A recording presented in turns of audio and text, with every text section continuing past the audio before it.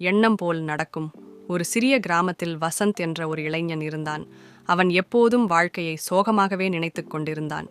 என்ன செய்தாலும் நமக்கு நல்லது நடக்காது என்று அவன் எப்போதும் சொல்வான். அவன் சோகமாக இருப்பதைக் கண்ட அவன் நண்பன் கார்த்திக், நீ நினைப்பதைப் போலவே வாழ்க்கை இருக்கும், மாற்ற முயற்சி செய் என்றான்.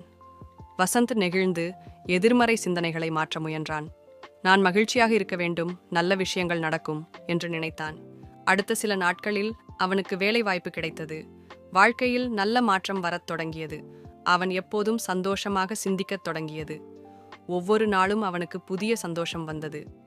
நினைப்பு போலவே வாழ்வு அமைந்துவிடும் என்று அவன் உணர்ந்து மற்றவர்களுக்கும் அதையே சொல்லத் தொடங்கினான்.